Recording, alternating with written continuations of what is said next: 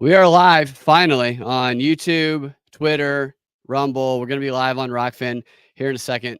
I was intending on doing this show a couple of hours ago, but power went out, which I have to say, it feels like the power's going out more frequently. Maybe that's bias. Maybe I'm seeing what I want to see here, but it just feels that way. But Stella said, "Oh no, it was them," THEM in all caps in the chats on YouTube. And she's right. It was them. It was the transgenders that cut the power and prevented the show from happening. We live in a reality now where they is the transgenders and they created this. The cis didn't create this. The theys created this. The cis had nothing to do with this. They are they because of they. We're also now live on Rockfin.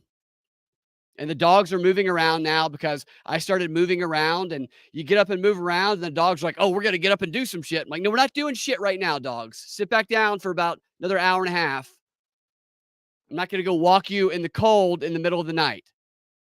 I have a lot to talk about, which is why I wanted to do the show earlier. Let's dive into this.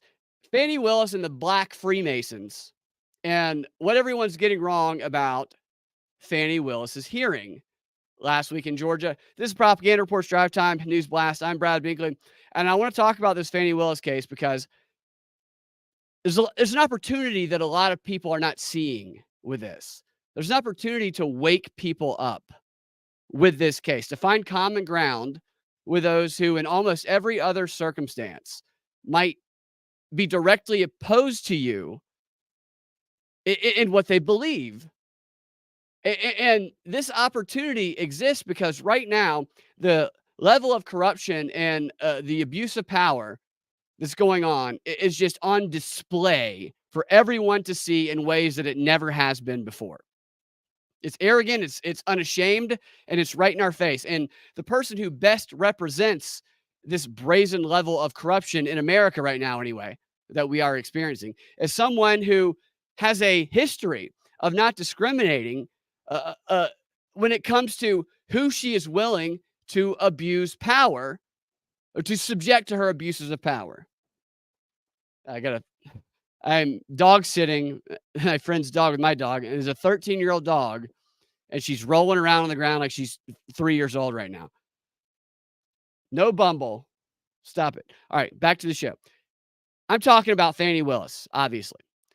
And before Fani Willis ever went after MAGA, she subjected Black progressive women to abuses of power for the sake of her own career rise when she was the lead prosecutor in the Atlanta school cheating scandal, which was a major story. I remember hearing about that story. I remember listening to it on the radio, and I remember coming away thinking that they were all guilty, part of a grand conspiracy theory, a RICO charge, which is what Fani Willis specializes in.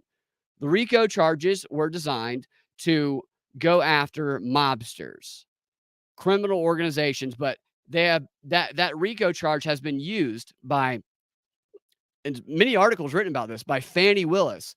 She's become a specialist in this and roping a bunch of people in who don't even know each other and tying them together through what's called overt acts, which could be a freaking tweet that is completely disconnected from everything else, but she basically fabricates a narrative around it and projects this group of people, most of whom don't even know each other, to the world as though they were these grand criminals conspiring together the whole time.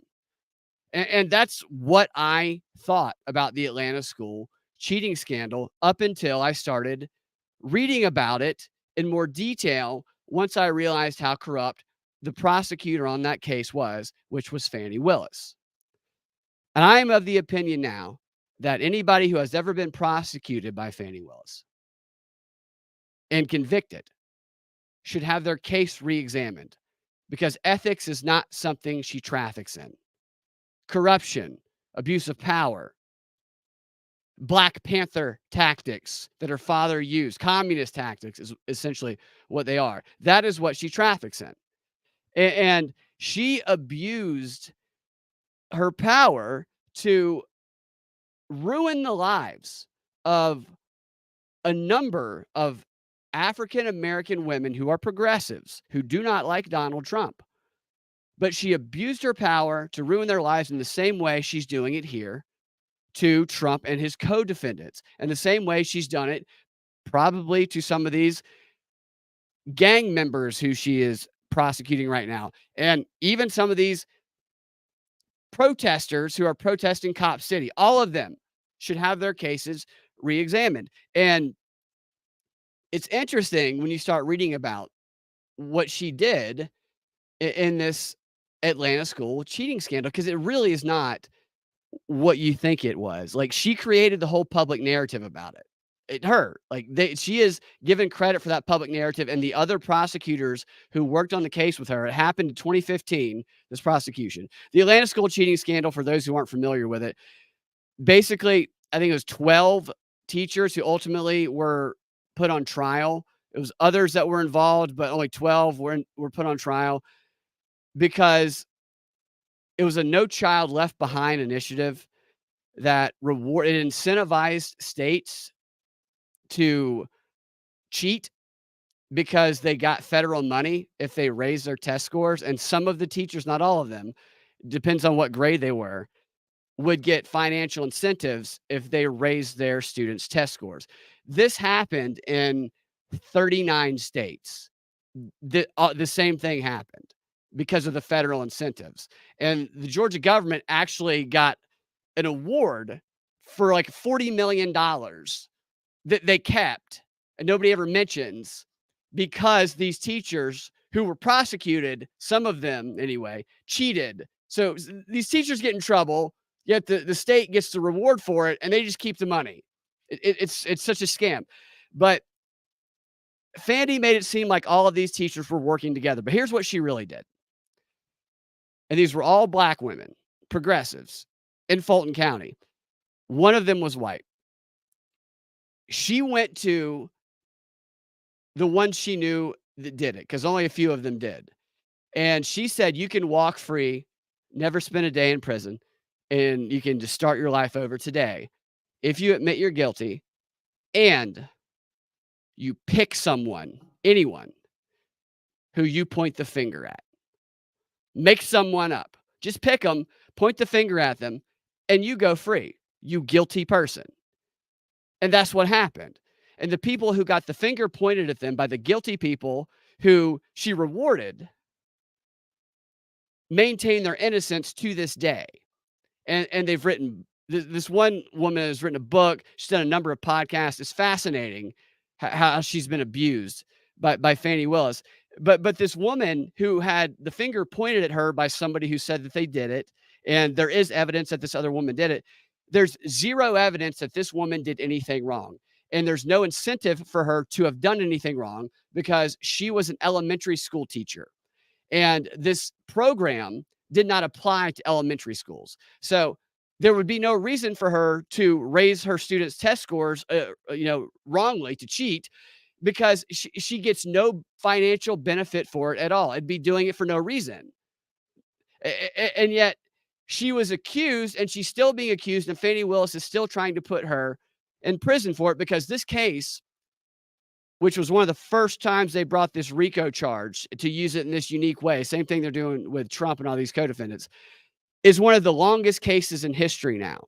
And these women who have maintained their innocence, and there's no evidence actually showing that they did anything wrong and they benefited in no way, have been in and out of appeals for the past 10 years. They've lost their teaching license. They've been smeared. They haven't been able to work, and their lives have been destroyed, and they're broke because they've had to pay for their defense for all this time. And all of the other prosecutors say they were wrong for doing it, except Fani Willis. And there's black progressives who think that she is evil. And I'm going to show you what they think about her. Let me find this quote here. Okay, so here's a quote. Like, we know probably what our perspective of Fani, well, not our, but like what every individual has their own perspective of maybe what Fani Willis's corruption might be, those who see it. But you might not consider what someone who you might be surprised doesn't like her thinks. This is from a publication called Black Perspective. I don't know, it's called the Black Agenda Report. And it says this. They're no Trump fan here. It says Atlanta is no mecca for black people. It is a political plantation where the white overseers rule. Fani Willis's prosecution of black teachers was an awful example of this power dynamic in the city. Now, anybody who's listened to this show has heard me talk about how Stacey Abrams is doing the bidding of elitist white men. That's basically what they're saying here. And then it goes on to say, this is in reference to Fani indicting Trump. It says, now Fani Willis has turned into a hero when she is the latest iteration of the traitorous blackface in a high place, doing the bidding of a powerful white people. Now, mind you, Fani Willis presents herself as a progressive LGBT, she's with the cause. But these are the progressives. This is what they really think about her. And then it goes on to say this: the so-called test, a cheating scandal, was actually a prosecutorial scandal. The Atlanta educators could have lost their jobs and licenses or been sentenced to community service, which is what happened in every other state. But they criminally charged them here for no reason, just to raise their own political power. They could have lost their license or been sentenced to community service or probation. But Fani Willis and her boss insisted upon the most draconian charges and sentencing. The ongoing scandal is that prosecutors anywhere in this country can make names for themselves by treating anyone they want to prosecute as if they are an organized crime bosses, ruining the lives and putting them in jail. And that is exactly correct. And it's interesting because they infuse that racial element there, which I don't disagree with, all of it. Some of it I agree with, but then they come around because they acknowledge that she is now leading the prosecution against someone that they definitely do not like, Donald Trump. So what happens in this situation usually? Well, usually people split their brains. They have these logic proof compartments and they hold contradictory opinions where it's like, it sucks that they did it here, but I'm glad she's doing it here. But not in this case. Here's what they say next. Willis is now in the news as the person who charged Donald Trump and 18 other people in a 41 count indictment, charging them with a conspiracy meant to overturn the 2020 election. But she and other prosecutors must be scrutinized. One must always assume that defendants are being overcharged and that the RICO statute is being misused so that the state can act with nefarious intent. You see what I mean? That to me is an extraordinary statement from a publication that completely opposes Trump and probably thinks he's racist. I mean, they are like, we know we don't like this guy at all. We want to see him in prison probably, but we see what is actually the worst thing going on here. We see what Fani Willis has done to us personally, and so we're going to have to give this guy we don't even like the benefit of doubt. And this is the opportunity right here. This is the opportunity that this level of corruption being just put right in our face allows us, this common ground where nobody likes these people abusing power. And when you recognize it happening to you, you can recognize it happening to somebody even who you don't like. And I think I think that's cool that they take an even keel position. Now, you don't see that on MSNBC or CNN because these people were personally affected. And find my spot here. Hold on a second. Bumble, we'll go out later. Chill out. So, this is what I think could be taken advantage of when it comes to this Fani Willis case with Trump. Anybody who's watched this hearing and is familiar with what's going on, I've talked about it. Most people haven't. This is so brazen. The abuse they're just slapping us in the face with it. It's like a big government dick and they're just slapping us around in the face with it. And a lot of people are just taking it. But we're failing to take advantage of this opportunity that I just illustrated there. And an illustration of how we're failing is like instead of focusing on this obvious corruption and this common ground, where we can point to it and highlight it because they want to normalize it. So we can't let them do that.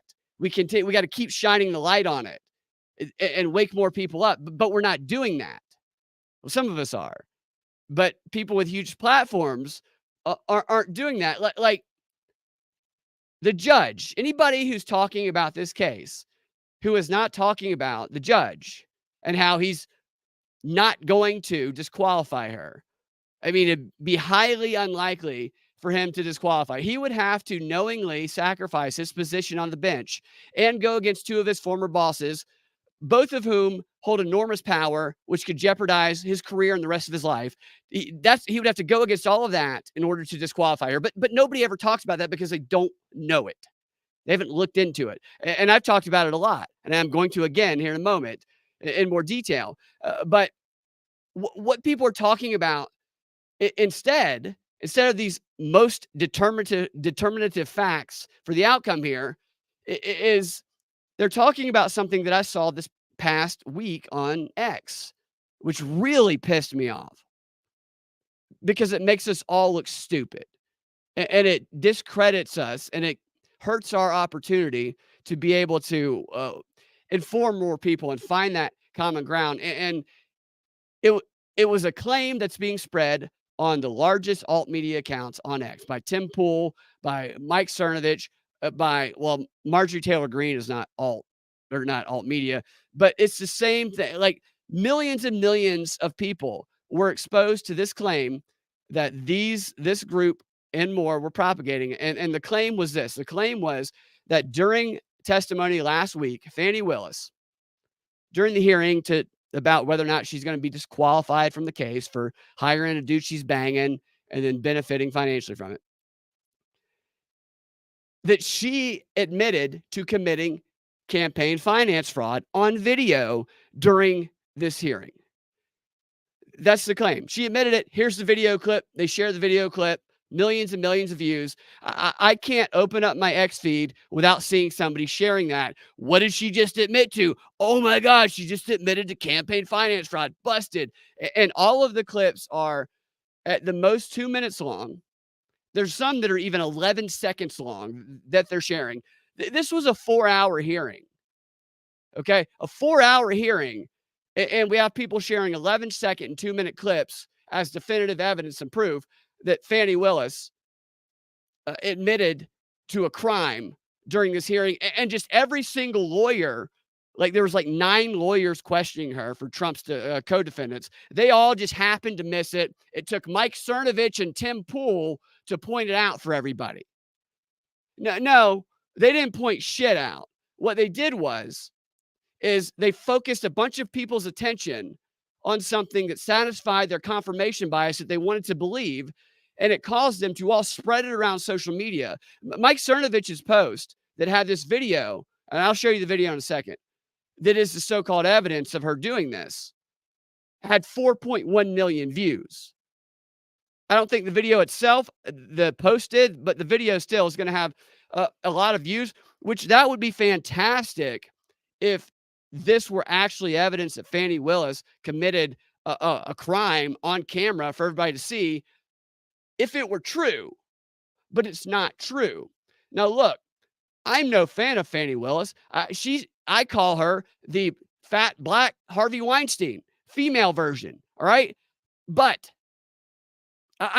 if we start claiming bullshit that's easy to disprove, it makes us all look stupid and nobody will believe anything else we say. And this is the problem here. Fani Willis did not admit to committing campaign finance fraud during her testimony. Now, did she commit campaign finance fraud at some point during her career? I mean, if I had to guess, I'd say probably. I can't prove that right here, but the point in question is, did she admit to it on camera? No, she did not. And anybody who says that she did and shares this video as evidence is someone who either didn't watch any more than that 2-minute clip of the hearing, or who did and is intentionally spreading an out of context clip to mislead people for the purpose of getting clicks and boosting your X revenue check that you're going to get in at the end of the month. This is not helpful at all. because all of these people, like imagine, to me, it's like this. Probably most people listening to this show are familiar with the Trump told them to inject bleach lie, which he did not do. All you have to do is watch the video, and all you have to do is know that he was actually just repeating an actual recently FDA approved treatment that was coming out soon after, which has actually become quite popular, right? But that didn't change people from, saying, well, he said inject bleach. When I hear somebody say Trump said inject bleach, I immediately, in my mind, I'm like, well, I don't believe anything this person says, right? And I think most people are like that. Now, that is probably not the best way to think about it, but it's hard not to think about it that way. The same thing happens when someone goes around sharing all this shit about Fani Willis admitted to committing campaign finance fraud on camera during her hearing. Anybody who watched more than 2 minutes of that fucking hearing and knows that's bullshit immediately discredits every fucking thing that person says and every fucking thing anybody that can associate with that person, conspiracy theorists, alt media, anything they say get categorized in the same way. So it damages the entire opportunity to wake people up by saying stupid bullshit that's easily disprovable. So I hope your fucking checks you get from X, from getting all the engagement from those who shared this originally, I hope it's worth it. Maybe they didn't know. Maybe their confirmation bias played into it, but I have my doubts on that because Cernovich in particular, he shared the quote and he shared the video, and the quote that he shared was not what she actually said. So he changed a word. And I know you can accidentally do that. I understand. I'm sure I've done it before, but he's a smart guy. And the word he changed was the word that made it seem like it was something that it wasn't. Let me pull that up, or the clip anyway. Let me play this first clip. Here we go. All right. So this is a clip. What's up, Gordon? This is the clip that they are sharing around, as it just pisses me off too.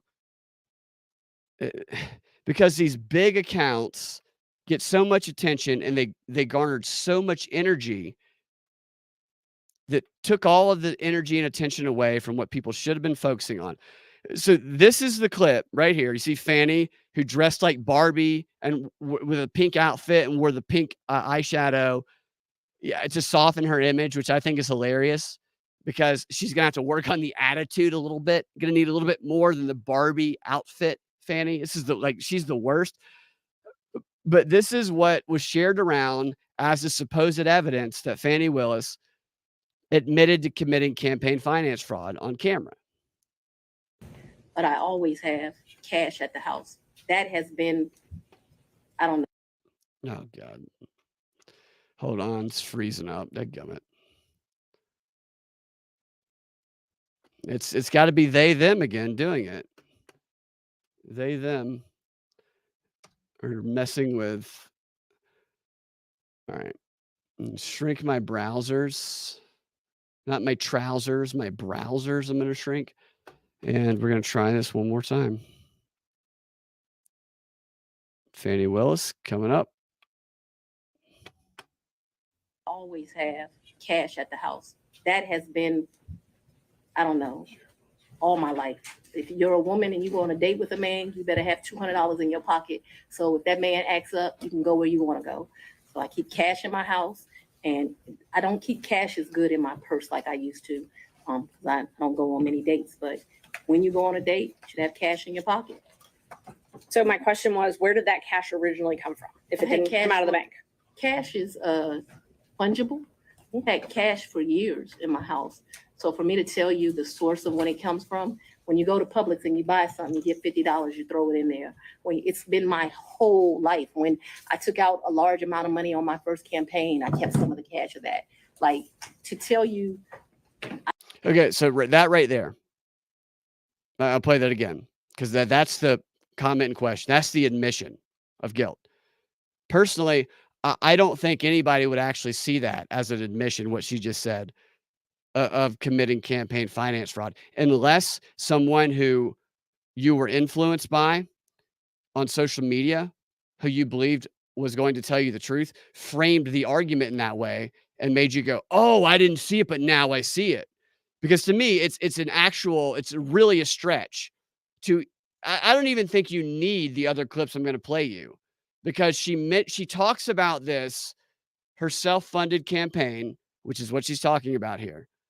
Again, I'm not saying she doesn't do the things that they're suggesting she does. I'm saying that she didn't admit to them, and they're trying to make it seem like she did.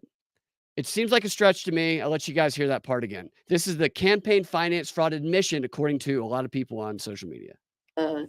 Fungible. We had cash for years in my house. So for me to tell you the source of when it comes from, when you go to Publix and you buy something, you get $50, you throw it in there. It's been my whole life. When I took out a large amount of money on my first campaign, I kept some of the cash of that. Okay, so what bothers me is that by focusing on this wrong thing, they're missing the actual shit they should be focusing on here. But so here's what Cernovich said in his tweet. He said, quote, and he included this video. He said, she said, took out large amounts of money from her first campaign and kept that, which he put in all caps. Does she know what she admitted here? She didn't admit to anything here, because that's not actually what she said. What she actually said was this.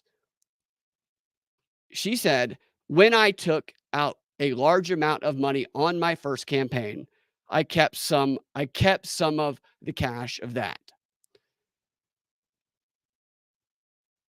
Now, I don't think you need the other clips to know what she's talking about, but when you hear the other clips, and I'll play those as well, she's talked multiple times, like a dozen times in this hearing, about how she took out some of her own money for her first campaign in 2018, $50,000, and that she lost a lot of that money and that she still is upset about it.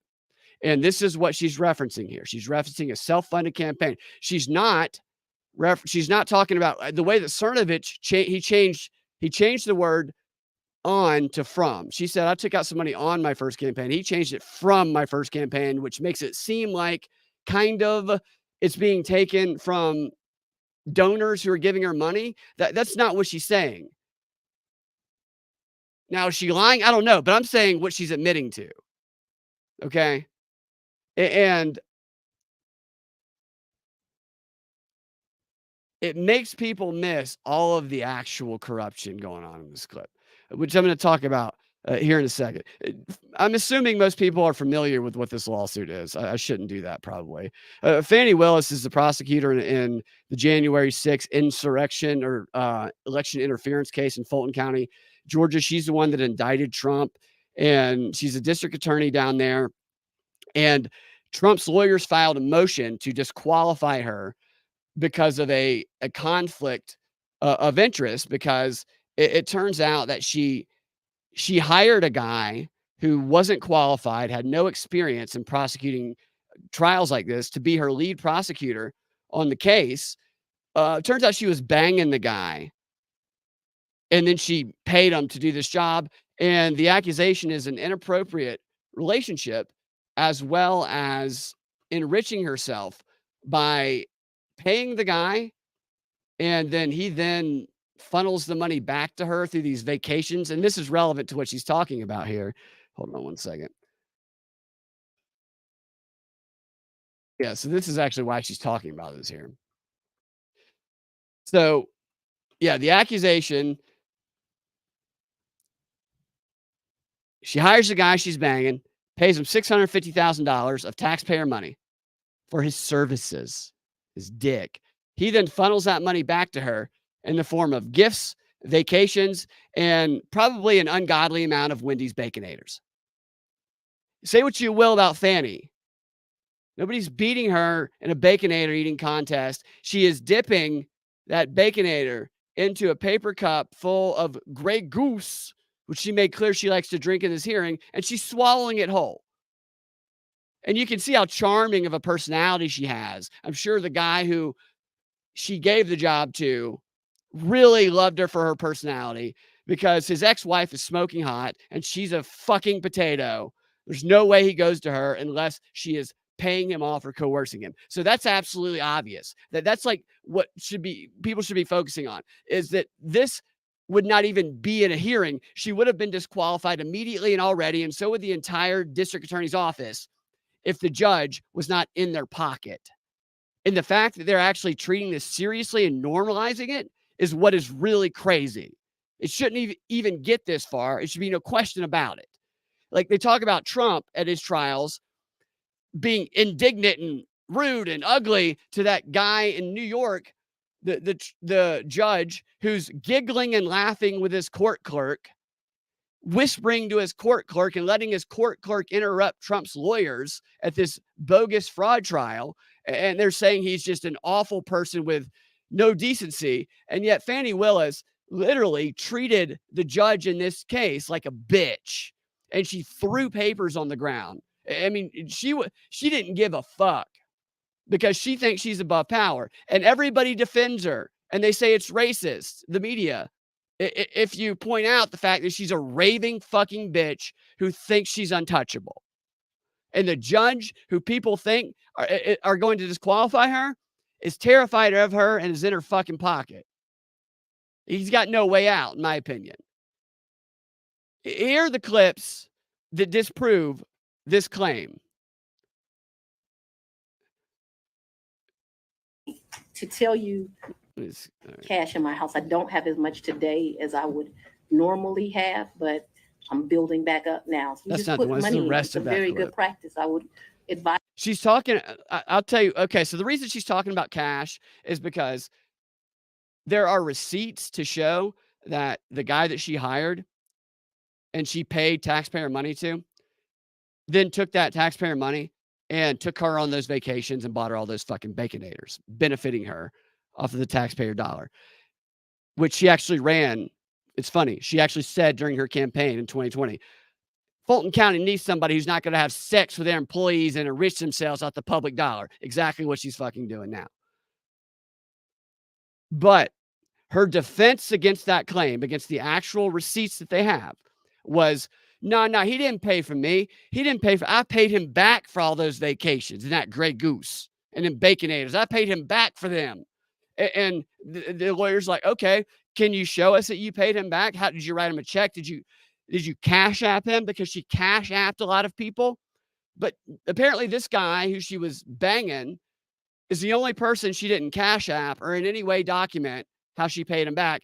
Her reason was, I paid him back from my stack of cash that I got from the $15,000 that I always keep in my house because my communist dad had taught me to. And that is her evidence.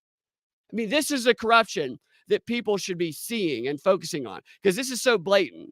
And the fact that the judge here doesn't kick her right out of the fucking courtroom and say, this is over, you're disqualified. The moment she starts making this argument is what is fucking crazy. It is what people need to be talking about. Here she is after this is done. She is in another part of the hearing explaining her 2018 self-funded Advise it to campaign. all women. So you can't identify when you came into this cash or where the cash came from. I didn't say I couldn't identify it. No, nobody gives me anything. I am sure that the source of the money is always the work, sweat, and tears of me. Yeah, she's such a bitch. I mean, she's entertaining to watch. I will give her that. Where's that? All right, here it is. This is earlier in the hearing. That money ended up being lost. And I know when you bet on yourself, you're going to have to bet money on yourself. And so what I was talking about was not wanting to go through the personal financial expense of running for office. By no means did I think that I was going to be financially in a bad position once I won. Let's talk about what I was up against because it's important to understand that comment. I had a district attorney who had been here for 24 years. And Judge, People, it's very relevant as to what my mindset was about this. So I'm trying to answer your question. So what I was saying is tailored solely to finance. right, but it is about my finances. If I didn't, nobody put me in this seat. So I had already run for office once. I had spent $50,000 of my own money running. And it was vamoose, nothing. And so when I'm talking to those offers, I'm talking about the She had spent $50,000 of her own money running, and that's what she's talking about. There is no proof of what everybody on X is focusing on. And this is what bothers me because it's taking all the energy away of the focus on the other shit where the opportunity is. And it's making everybody look stupid. And the biggest accounts on X who claim to know what they're talking about, Cernovich is a lawyer, are saying with absolute certainty, wow, what did she admit to here? She said this and that. No, what you're doing is you're influencing people in the wrong direction. You're taking their energy away from where they could actually be productive. It's what they're doing. And she talks about this probably dozens of times in this hearing. I watched the whole thing. And I'm going to play you one more clip of her talking about it, but not even really for that reference. I want you to pay attention to the very end of this next clip, how she cucks out the judge. And this is what I'm talking about with this judge. She owns this judge. Think about this when you're watching this next clip. This woman is at the mercy, supposedly, of this judge. It is his and his decision alone whether or not she gets disqualified from this case. And she is behaving in this way towards him. You saw a little bit of it there. The end of this clip is somewhat hilarious. Here you go. It's such a charming, charming woman. I bet she makes a fantastic sandwich. I mean, I bet she eats a fantastic sandwich for sure. That's the wrong one. Hold on. Sorry, my clips are all. We had 2 minutes with 3. We'll just go. Talking to those offers, I'm talking about the contemplation of the sacrifice of the run, not the sacrifice of once you become DA. The odds were against me. I'm going to lose the election based on who I was running against. So that needs to be in the appropriate context. Isn't it true that the authors also wrote, and you can dispute this if you'd like, that you were broke after that race? The 2018 race. Yes. Yeah, that was a hard race. I wasn't broke like I didn't have any. So broke is relative to depending. I mean, they spent like 25 minutes talking about her self-funded campaign.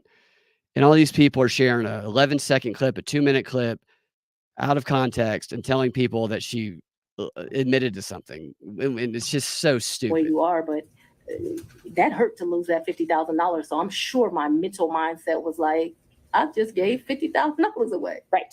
So they characterized it from their conversations with you that you were broke, you had poured your own money into the campaign, and you weren't able to pay your own bills because of your clients couldn't pay their bills to you, and you had a paltry array of family and asset forfeiture cases. It says you were trying to make it month to month. Is that an accurate depiction of your financial situation at that point? I would want to read that, but I don't remember clients not being able to pay their bills. Or May I approach, Judge? you can. You may. Did you notice that? Bumble, hold on, girl. I'm going to play the end of that again. She said, can I approach Judge? And Fani Willis goes, you may, and then kind of looks over to the judge and he goes, you may. She's treating him like a bitch. Says you were trying to make it month to month.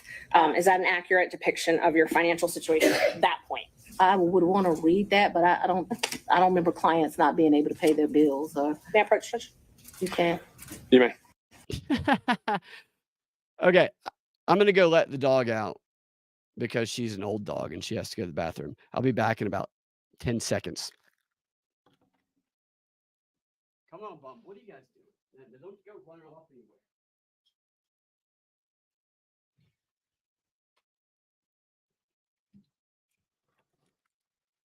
All right. I don't usually do dog breaks during the show, but I had to make I'm dog sitting, and she's an older dog, and she's very vocal when she wants something. So I needed to let her out. But Fani treated that judge like her bitch the entire time. And let me get my notes here. Thanks for sticking with me tonight, despite my technical difficulties that the transgenders, or just the they, I don't know if there's difference because they make it all confusing with the pronouns now, took out the power and delayed the show for a couple of hours. And it's very clear that she didn't admit anything. She was talking about that campaign. And if anybody were to actually charge her, say, hey, you admitted this campaign finance fraud, then they would just say, look at all these clips. What's wrong with you? That's why none of the lawyers on the other side said anything about it. Yet that was the dominant narrative on X. I mean, everywhere. People kept repeating it. I'm like, no, that's not where you should be thinking. Don't use your brain power for something that's going to make us all look dumb and discredit us all, because that's what happens. We all get brainy conspiracy theorists and we miss opportunities.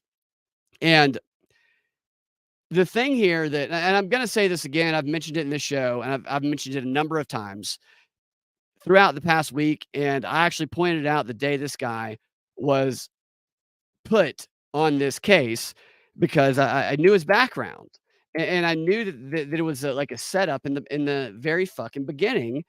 And I'm going to make a separate YouTube video out of it. So I'm going to kind of record it here a little bit clean from the other stuff. Let me get my spot here. McAfee. Here's that. All right. So what? Come on in, guys. Here is what the major thing that everybody is missing about this case is. The Judge McAfee, is not going to disqualify Fani, and Fani knows it. That's why she acts like that. That's why when someone says, can I approach Judge? She says, yes, you may, before he does. This behavior would not be allowed in really any other court in the country. But Fani is in charge of this room, or at least she thinks she is.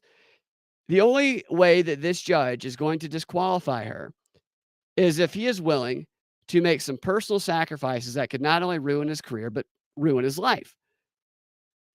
He gets to decide her fate. It's his decision, and only his decision. He used to be her underling in the district attorney's office of Fulton County a few years before he became a judge. She was his boss. Very literally, he reported to her. And you heard that right. The judge overseeing Trump's Fulton County trial used to take orders from the prosecutor who indicted Trump. The conflict of interest has been there from day one, but the people who you would ask to remove someone because of the conflict of interest are involved in the conflict of interest. And that's not even the worst part about this. Judge McAfee did not win his seat to the bench. He was appointed to that seat in Fulton County in December of 2022, after this investigation was well underway. He was appointed there by Governor Brian Kemp, who, while he may be a Republican, is very much on the side of Fani Willis in opposition to Trump in this situation. Brian Kemp kicked out people from voter GA because he doesn't want to hear anything about voter integrity stuff, about election stuff. He is very against Trump. And he appointed McAfee after another judge stepped down because the position opened up. But this is a seat that you typically have to win by an election. And it's up for election in May. So McAfee is currently in a campaign to keep his job. He's a 34-year-old judge, one of the youngest. A position that he's been working towards by all accounts when you look at his background his whole life. Like his dream job, it seems like. And he's got to win an election as a white male Republican in Fulton County, which is Stacey Abrams' country. That's already hard enough as it is. Now imagine how hard it would be for him to win this election in May if he were to disqualify Fani Willis, Fulton County's white knight against racist Trump, and remove her from the case. He would instantly be branded a racist who helped Donald Trump by removing Fani Willis, and his chance of winning would be done. It'd be over. The only hope that he actually, well, I should say this, he only keeps his position, maybe, if he protects Fani. That's the only shot he's got. He's got to protect that Fani.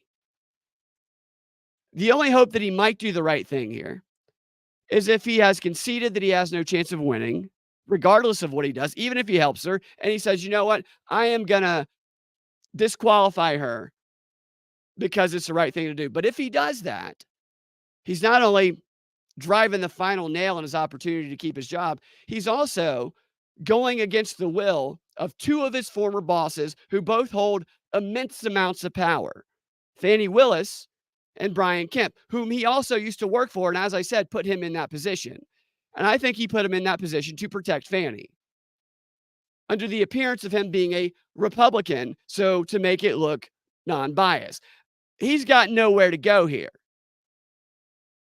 I mean, if he does this, these two people who have given him these positions of power, like he's gotten to where he is in his career because of Fani Willis in large part, and because of Brian Kemp. Yeah, he's done, stuff on his own, I'm sure, but they have elevated him.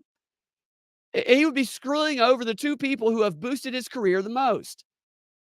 I mean, this is career suicide, if not life suicide. So this is why it is highly unlikely, no matter how corrupt Fani Willis is, very obviously corrupt, that she is going to get disqualified.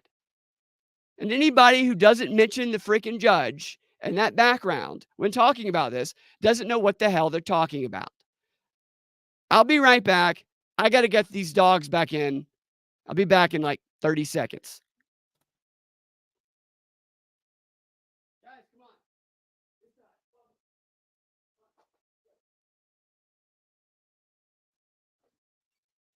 inside. Get inside. Go to bed. It's too late. You need to go to bed. All right. Dogs have peed, done whatever, and we're back.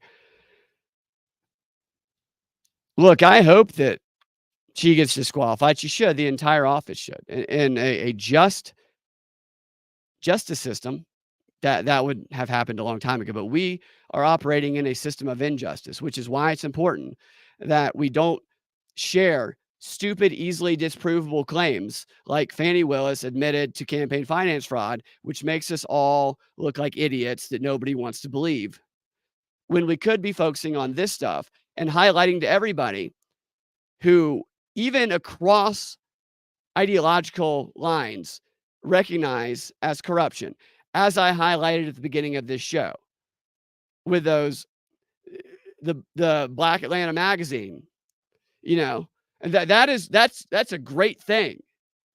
Recognizing what the true evil is, not the other side, but the corrupt powers whose strings are being pulled to divide and conquer us and abuse the justice system and our system of laws against all of us. This is what we need. We need to make this stuff so obvious and unmistakable to anybody, that anybody who claims that there's no corruption and no abuse of power here, it just feels like an idiot even doing it. Because they talk about this stuff on the news like it's normal on the mainstream media. They're normalizing this corruption. We can stop that. We just have to keep running our mouths and not about stupid shit.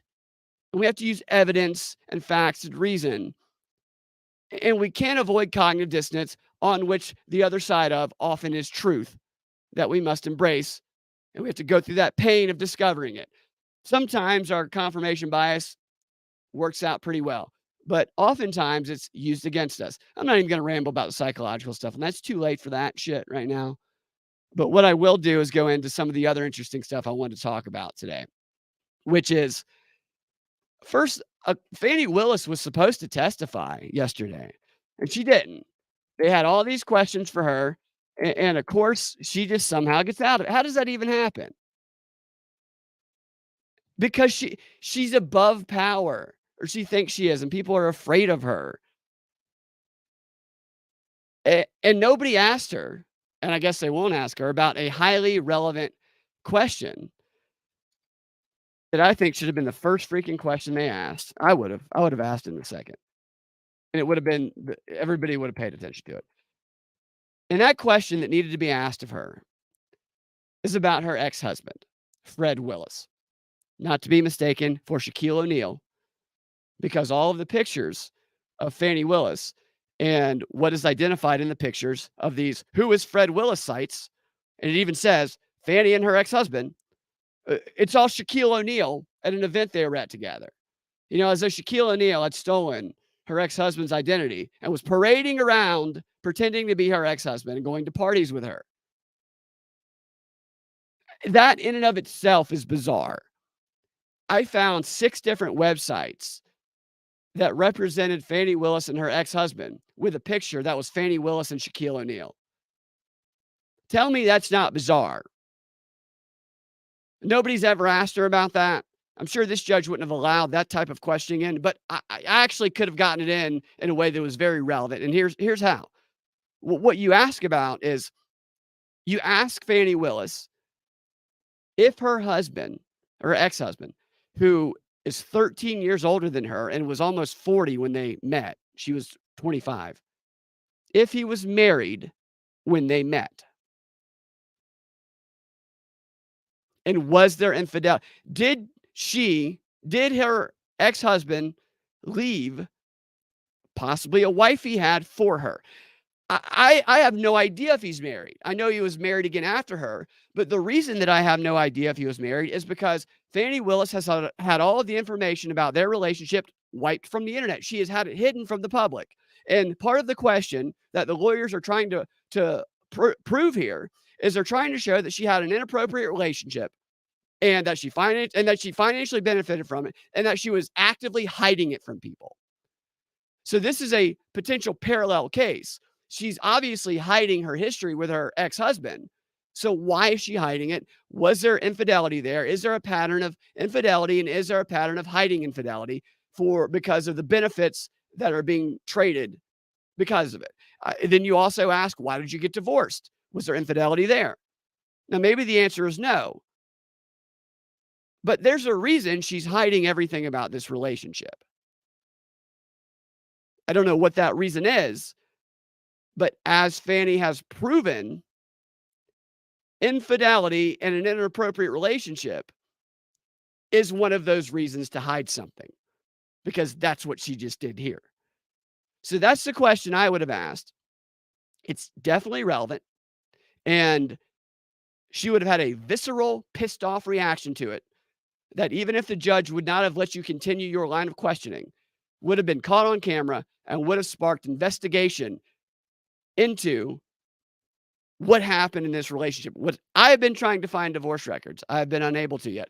I have finally found some information about her ex-husband, which took me a while, but I did. And I'll tell you a little bit about what I learned from her ex-husband, because I would also be curious to know,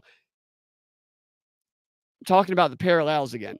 So Fani Willis hires this guy, pays him a bunch of money, who she's banging.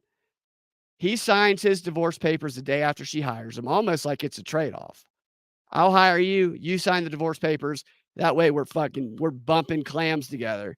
And I'm paying you this money that you then buy me all the Baconators in the world I want with taxpayer money. Is the same thing going on, because her ex-husband, I can't find any history of what he was 38 when they met, of what he did before he met her. Yet right after they got married, like 2 months after they got married in 2007, her husband, now mind you, Fani had a lot of power even back then because of her father and his leadership role with the Black Panthers. Her ex-husband was hired to be a video specialist, a conferencing specialist at the Center for Disease Control in January of 2007. Isn't that strange? I mean, maybe it's a coincidence. It's just weird. The guy has no history before that, suddenly meets Fani. The story goes, at the bar exam. He was wandering around the halls at the bar exam with a camera or something, which that's a violation of. You're not supposed to let people in. There's very strict rules around that testing, which is why they're not specific about the story. That's another very weird thing. And then all of a sudden, he meets her. She likes his legs. They get married. 2 months later, the guy's got a job at the CDC as a video conferencing specialist, which he continued to work there until 2000. I don't know if she helped him out there. I also don't know if she helped him get the job that he got after that, which is a job at the Federal Reserve Bank of Atlanta as a media technology specialist. So the guy's got no history of work that you can find online. I'm sure he worked somewhere, but you can't find anything online until he meets Fani. And then bam, bam, bam, bam, Flintstones. His next two jobs over the next 10, 11 years are at the CDC and the Federal Reserve Bank. It just seems weird to me. And when there's no information to fill in the blanks because Fani, well, nobody asked her the question, well, you start to speculate. The history of her ex-husband is absolutely relevant. Now, he worked at the Federal Reserve Bank until 2007, which was 2 years after they split. Then he kind of out of the picture. And he doesn't get another job. I know his whole history. I'm not going to like dox him or something like that. It's like I know where he works now and stuff. None of his jobs after this are related to government at all. No CDC or Federal Reserve Bank or anything like that. They're all private companies. It's just a little weird is all. It's just a little bit strange. Another thing that was interesting that I scratched the surface on with her husband was this. As far as I can tell, every single man and most women who Fani Willis has known and interacted with in her life. I mean, I'm being serious. I'm not even exaggerating. Almost all of them are members of what is known as the Divine Nine fraternities and sororities, which the Divine Nine fraternities and sororities are these, obviously 9 of them. They're like 100 years old, most of them, and they're these black fraternities that originated at these historically black colleges and universities. The one that her husband was in, Omega Psi Phi, I think, Psi Phi, PSI, PHI, was founded originally at Howard University. He went to Nebraska, but it was founded at her college where she went, Howard University in Washington, D.C. And that fraternity has basically sponsored her entire life, it seems like. Like I did a search of her and that fraternity together, and they are constantly doing get out the vote things. They're constantly campaigning for her. The reason Shaquille O'Neal is photoed with Fani Willis is because that was an event put on by these fraternities, and Shaquille O'Neal was also a member of that fraternity. It's like the oldest black fraternity. They even named her Citizen of the Year in 2023. And not only is her ex-husband, Shaquille O'Neal, a member of one of the Divine Nine fraternities, so is her father, so is Nathan Wade, the guy she's banging now or was banging. They're all members of one of these Divine Nine fraternities, which I'll give you a little foreshadowing, are known as the Black Freemasons, the Black Illuminati is what they're called by some people. And I don't know a lot about that yet. I'll tell you what I do know in a moment, but who else are in those? This is when I started looking into the people who she's hired in the Fulton County District Attorney's Office. Because if everybody she's ever had a romantic relationship with, and if her father also are all members of one of these Divine Nine Black Illuminati Freemasonry fraternities, I'm wondering if the people she hired are as well. Over 25 people that I've found thus far, and there's a lot of people who work there, but I've been going through them meticulously. Over 25 of them, mostly hired by her, were all members of one of the Divine Nine Black Illuminati fraternities. They have taken over the Fulton County District Attorney's Office effectively. So, I mean, you remove Fani from the case, go ahead. But that entire organization is exerting its influence over the justice system of Fulton County. I know that fraternities and sororities, regardless of whether they're black or white, they help people who are their members after they get out of college. I know that they do that. It's not a strange thing. I know that they all have weird, like Freemason backgrounds. So there's probably a lot of people that don't even know the background of some of these fraternities or sororities that they're in. But The reason that I was tipped off to this is because I stumbled upon this YouTube video of this black girl. It only had a couple hundred views, who was talking about her brother who was in one of these things, who they just she didn't go into the details of what they did to him. I think she did that in another video. She references how awful they treated him and how they destroyed his life. And then she's talking about Fani Willis, and she says Atlanta's been taken over by these Divine Nine fraternities and sororities. And Fani Willis, she said, I don't even have to look her up to know that she's in one of them. And so first I started looking up Atlanta, and that's why I started looking up the Fulton County office. And this girl was 100% correct. And then I, tried to figure out if Fanny was in one of them, which Fanny wipes her whole history. But I found a couple of websites that said she was. The websites, I don't know if I would call them the most credible, so I wouldn't cite them as evidence. But what I would cite as evidence is the fact that her father, her every single one of her ever mentioned boyfriends have been members of these, that all these organizations have funded her, have called her Citizen of the Year, have rallied for her entire life, is evidence that she is a member of this sorority. And the sorority she's believed to be a member of is the same one Stacey Abrams is a member of, and that Kamala Harris is a member of. And Kamala Harris and Fani Willis both went to Howard University. Kamala's a little bit older than her. Stay out of Fulton County is all I have to say. Some people might call it a DEI hires that she was doing when she got in. I think it goes beyond that. She's hiring people who are exclusively from these Divine Nine fraternities and sororities. Make what you will of that. Maybe that happens in other contexts, and I just don't realize it. Maybe if I checked all of the district attorney's offices, maybe it'd be a bunch of, Pi Kappa Phi or Pikes, a bunch of the white fraternities and sororities would be filled in all of those. I don't know. So if you know more about this, I would love to know more. I'm continuing to research it. I'm new to the subject, but I find it fascinating. Especially because that girl whose video I was watching, she was so correct on what she said. And she had personal information because her brother, she said, had been screwed over by these fraternities. They were apparently created by Freemasons who wanted to control the culture, like we always talk about, and shape it. But they also wanted to do it by taking control of African Americans. And so they chose a few African American dudes to set up these fraternities at black colleges and make it be a recruitment tool. And then they modeled it. And this is in their literature.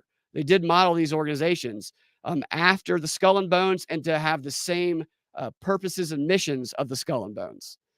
I mean, these are the elitists, is what they are. These are the people who are trying to convince people that they are making decisions themselves, that they are actually trying to decide for them and yet manipulate them into. Fuck them. We just we shine the light on it. We ask questions. We don't let them be above reproach like Fani Willis tries to be, and they can't defeat us. Shining light on it and never shutting up is the way that we defeat this, and not spreading stupid bullshit that's so easily disprovable. And again, if I said anything about the black fraternities that are disprovable, I will admit that. I'm telling you, I don't know about that. What I'm saying is the disprovable thing, I'm sticking my foot in my mouth now, but you get what I mean. We don't need to claim Fani Willis did something that she didn't do when she has so much other bad shit she obviously does. Anyway, so this is really cool too. I just found so much cool shit. I should do I should have recorded myself researching this shit, because I kept finding this shit and I was like, whoa. I was looking at newspaper archives and stuff. It was like researching was fun again for a little while. So Fanny's dad, you guys probably know that he was one of the, I think I said earlier, one of the founders of the Black Panthers, and also of what's called the Students for Nonviolent Coordinating Committee, which is an offshoot of the Black Panthers. It's just an Orwellian name. They absolutely engaged in violence when you look at their history. And Stacey Abrams' parents were part of both of these groups. Jesse Smollett's parents were part of both of these groups. All of these freaking activists and their parents were part of these groups they're public figures now. Stacy, Fani, Jesse Smollett. Of course, he's not really doing as well as the others. But isn't it kind of wild how they're able to, and this is what they talk about when they're talking about the Black Freemasonry and how they put these people in positions of power to exert this influence because it gives them power to influence Black culture, yet they are actually having their strings pulled by these white elitists and globalists who just need a black face for their communist front. Just like that Black Atlanta newspaper said about Fani Willis. I mean, they were dead on with that shit. I've been saying that shit a long time about Stacey Abrams. So her dad, he did testify yesterday. And it's really interesting because like father, like daughter, they are so similar. They both were able to display almost a photographic like memory of all of the details and words spoken and events that happened years back, especially when doing so supported Fanny's narrative that she didn't do anything wrong. And they also were very similar in that they couldn't remember what happened 15 minutes ago if the question about what happened undermined Fanny's story, because they asked her dad, they said, did you talk to her before your testimony about your testimony, which he flew in that day. So it would have been just a few hours earlier. And he said, well, first he paused for like 5 seconds and then he goes, well, she may have been in the room when I was briefed, but I don't recall. Oh, you just told us this, what was on the carpet on the walls and what you drank and ate for dinner in 2019. Very specifically, but you can't remember if your daughter, who you also said you were sad that you didn't get to see enough of, if she was in a meeting. Of course she told him what to say because he's a con artist and she taught him these tactics. And this is another thing that nobody asked about is Fani Willis says that her dad has a major influence over her still. He raised her himself, she said. He used to go on these activist trips and he used to go to work with her, and he instilled these principles, and he was committed to Black nationalism. He says so. I don't know if he's changed his position on that, but that question needs to be asked. And he used to use radical tactics and get arrested all the time. And the question is, Fani using the same type of subversion and co-option tactics that her father established with the Black Panthers, communist tactics in the 60s, except they were outside of power trying to obtain power? Is she using those same tactics in a position of power, which is what communist subversion is? I'm not saying she's a communist. I'm saying that this is how they work, and probably other groups as well, is they shed their colors of what they're trying to recruit people into. There's a book called The Bolshevik Weapon, an organizational weapon about the Bolsheviks. They do their outward appeals, but then once they're too radical, they pretend not to be what they are, and they go try and co-opt organizations using the same tactics in a more conspiratorial way. It's not a weird question to ask that, especially when you find some of these things that I found about her father. So I found a document, which, by the way, I'm going to go back to what Fani was talking about earlier before I go into that document.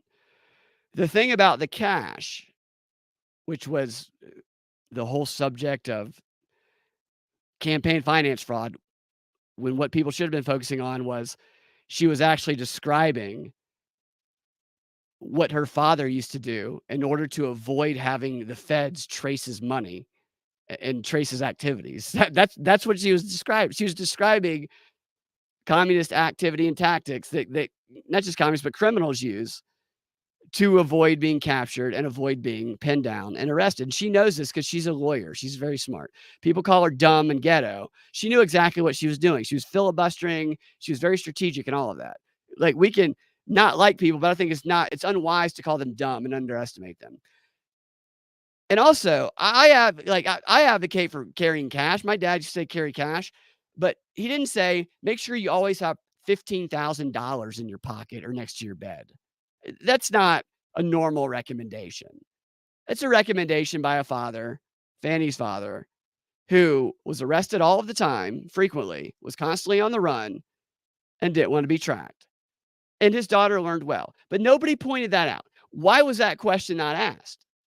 Because they're all pussies.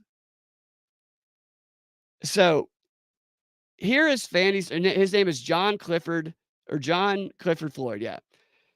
In this report, which it was a congressional investigation report from the late 60s, and a lot of the information came from the Justice Department that documented an arrest of Fanny's dad, John Clifford Floyd.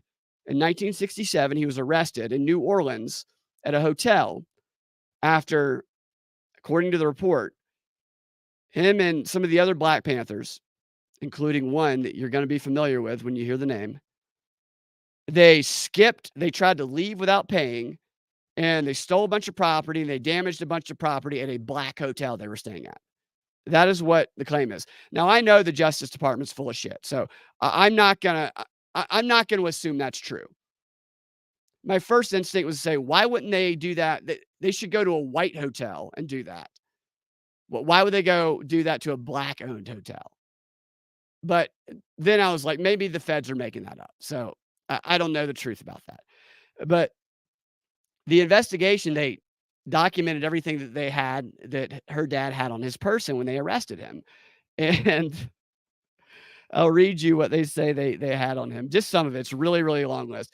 Of the people who are mentioned in this congressional investigation from the Justice Department in 1967 or 68, nobody's mentioned more than him. He's all over it. Like, we'd be here for hours, days, if we covered all of his mentions. But I'll go through a few that I put together here. The investigation. Hold on, lost my place there.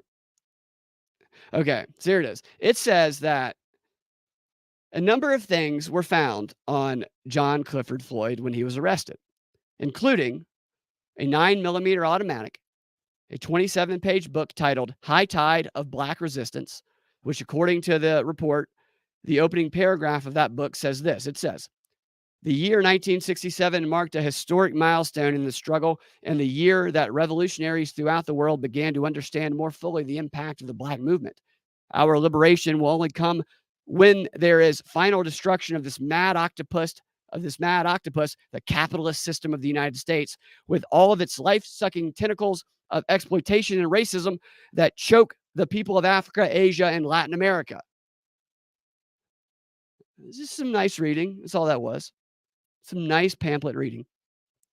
They also found on him 2 Department of State passport applications with his name on it. 1 metal automatic cartridge clip containing 8 rounds of 9mm ammunition. 1 metal automatic cartridge clip containing 7 rounds of 38 caliber automatic ammunition. A 25-page pamphlet entitled Black Power Manifesto.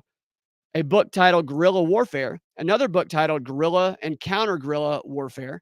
A 2-page listing of U.S. firms that had subsidiaries in South America that were believed to be priority targets of his group, the Black Panthers. They found a pamphlet titled Black Liberation Now, a booklet printed in the People's Republic of China that was titled Whence the Difference, and a single sheet of paper with a formula for making explosives on it. That was just some of what he found. And I don't blame the guy for arming himself. I don't blame the guy for distrusting the government. I know they're full of shit. But that's just information that when you understand the influence she has over Fanny and the tactics that he used, and that Fanny now is a position of power where she can deploy those tactics on top of the power she already has. These are questions that should be asked and information that should be known. And the most interesting part of the report Here, I'll share this on screen. I'm going to show you this anyway. Is this. Hey, everyman. Fani Willis is Howard. Yeah, is Howard Produce. Yeah. Sorry, I missed the comments. I had this stuff up on screen. Penny Fun, what did Binkley say about reading the Atlanta Black newspaper? Oh, did you miss that part?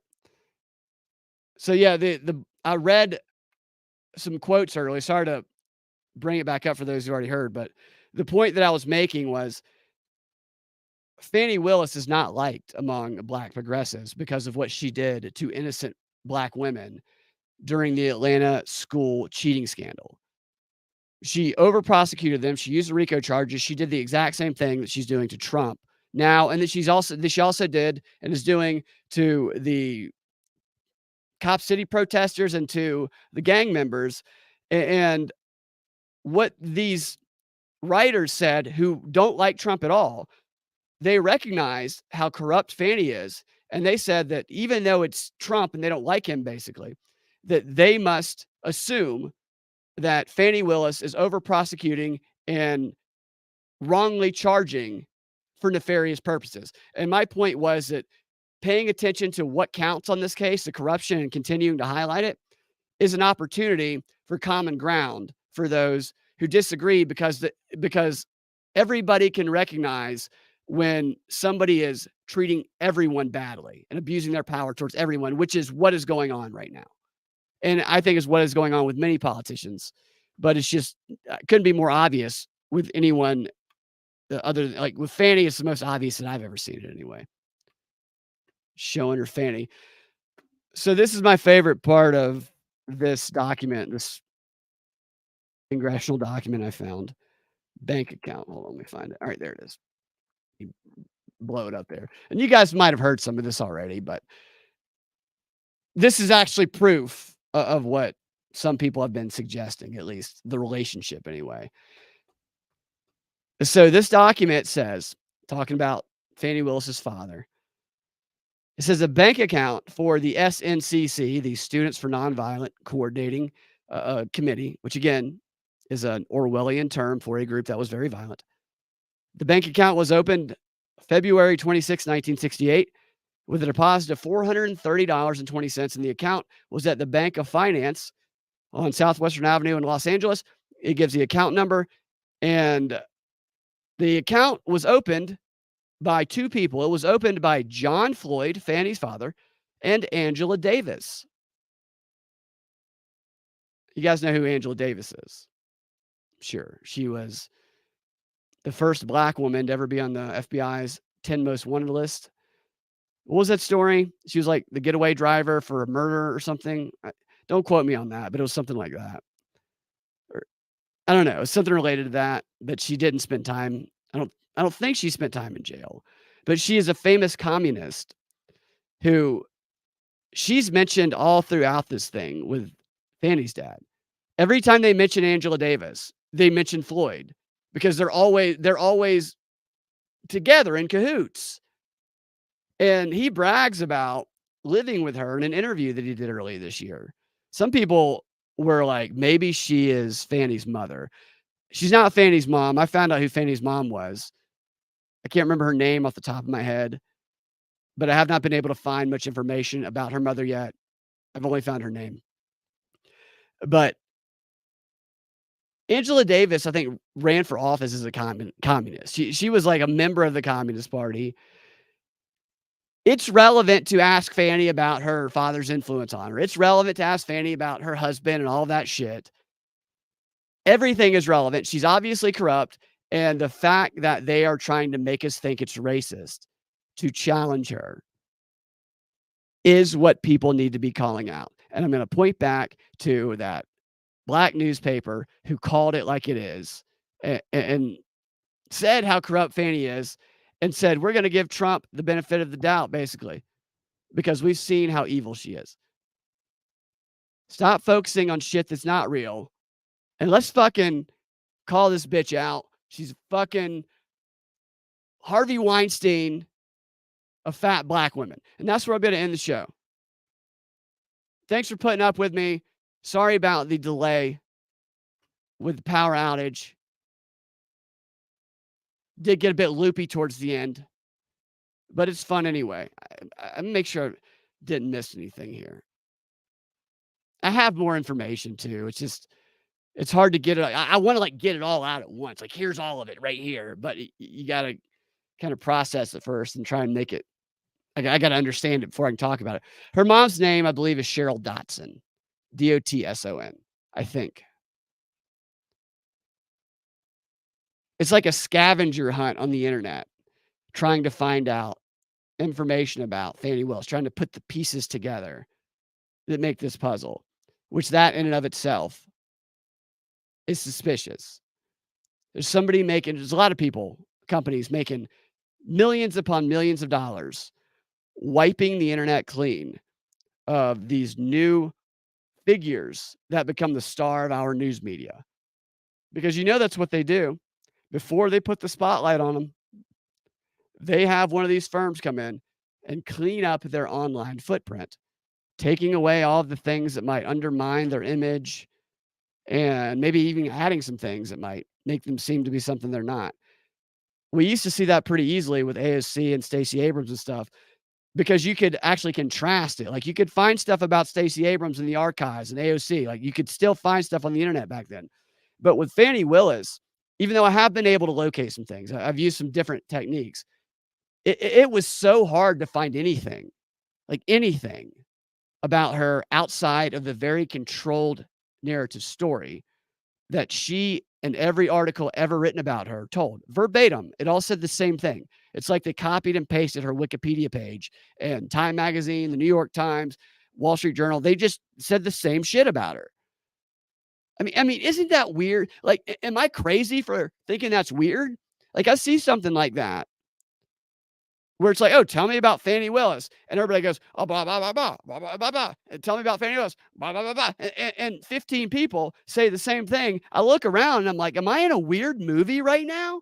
Why is everybody just vomiting verbatim the same thing every time I ask it? This is like a weird sci-fi thing. Somebody wake me up. I mean, that's what it feels like.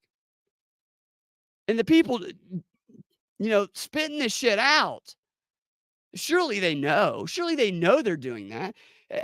How does somebody not ask a question? The story about how she met her husband is, she happened on the day she took the bar exam, she happened upon a strange man who was roaming around with a camera as a side job. And that's why they put it as a videographer. And then they got married and she liked his legs and said those legs gave her 2 kids. And then 9 years later, they got divorced. Never speak a word of this man again. That is the story, almost verbatim, that 30 publications who are known to be established, authoritative publications, Time, Wall Street Journal, New York Times, all say the same shit. You're telling me somebody didn't go, hey, wait a minute. He was walking around the building where she took the test with a camera? Like, what? Is he allowed to do that? Are there regulations for the bar? There are regulations, so that's not allowed. So where did they bump into each other? What was he filming? Nobody asked that question. Nobody said, where is he now? Why did you get divorced? Nobody said, what was a 38-year-old, 39-year-old guy doing, roaming around the law school bar exam? Was he in the bathroom filming people? Most students who go to law school come out of an exam and they see some strange guy with a camera from the 90s roaming around filming them, who's like 15 years older. They say that's a creepy guy. Fani Willis says, give me 2 children with them legs and then get the hell out. I mean, come on. I know I'm not the only one that thinks that's weird. Yet everyone who reports on this shit would like have people like me and probably some of you believe that asking those questions are weird or racist. How dare you ask for details, you fucking racist? I got to get out of here and go to bed. Happy Saturday, guys. Hey, Georgia Tech won tonight, and it's almost depressing to me because now I have to watch the next game. We'll talk to you guys next time. Have a fantastic rest of your day.